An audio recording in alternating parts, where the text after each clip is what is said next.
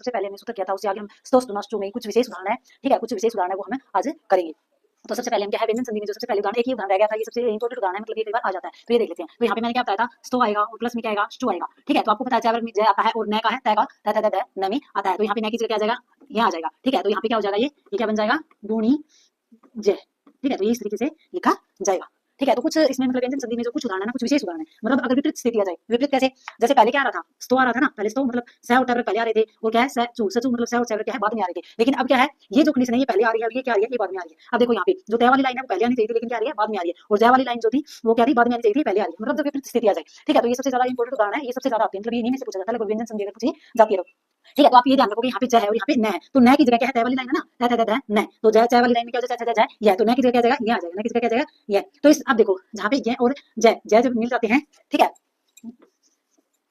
तो यहाँ पे क्या है, इसका रूप क्या बनता है, रज्ञ बनेगा, इसका रूप क्या बनेगा, रज्ञ बनेगा। रज्ञ का मतलब क्या होगा, जहाँ पे जय और यह मिल जाते हैं तो वो क्या बन जाते हैं, ग बनता है, ठीक है। ग संयुक्त वर्ण है ना, ये संयुक्त स्वर है ना, ये संयुक्त स्वर कौन कौन से होते हैं, अक्षय त्रय ग और श्रय, ठीक है। ये क्या होते हैं, ये चार क्या होते हैं, संयुक्त स्वर होते हैं, ठीक है। संयुक्त स्वर में ये जो ग है ये किससे बना है, ये जय प्लस में यह से बना है, ठीक है। तो ये संयुक्त स्वर होता है, तो जय और यह मिलकर क्या बन जाते हैं, ग बन जाते हैं, तो इसका क्या बन जाएगा, रज्ञ बन जाएगा। इसी तरीके से जय और यह ये भी नया आ गया यहाँ पे, तो यह इसकी जगह आ जाएगा, तो जय मिलकर क्या बन जाएगा, गी बन जाएगा, ठीक है। और आगे क्या आ जाएगा, रागी, तो ये क्या बन जाएगा, रागी। जब यहाँ पे जय और यह है तो ये क्या बन जाएगा, यज्ञ, ये क्या बन जाएगा, यज्ञ। विज प्लस में न है, न यह में बदल जाएगा, ठीक है। जय और यह मिलकर क्या बन जाएगी, विज्ञ।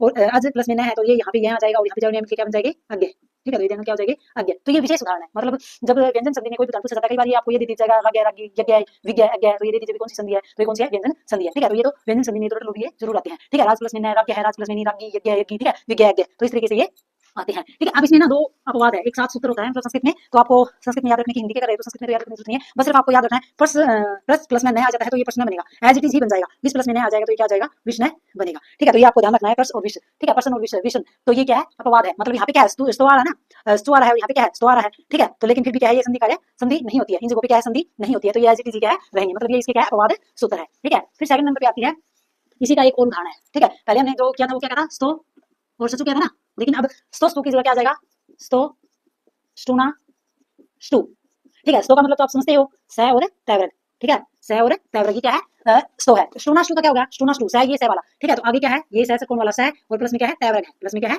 तैवर्ग है, ठीक है। तो पहले तो यहाँ पे क्या आता स्टू मतलब स और तैवर्ग आ रहा था, यहाँ पे अब स कौन वाला स और तैवर्ग आएगा, आगे क्या रहेगा, स और तैवर्ग ही रहेगा। इसके कहने का अभिप्राय है कि आगे अगर ये स होगा ना तो इसके स्थान पे क्या हो जाएगा, ये स हो जाएगा, ठीक है। आगे अगर तैवर्ग है ना, त थ द ध और न, मतलब ये है तो त की जगह क्या हो जाएगा, ये त हो जाएगा, ठीक है, त थ द ध और अण, तो ये क्या है, मतलब इस अब स और तैवर्ग की जगह क्या हो जाएगा, स और तैवर्ग हो जाएगा। ये अगला क्या है, अगला नियम ये मतलब आपको क्या है, जो समस्त पद है उसमें क्या दिखाई देगा, तैवर्ग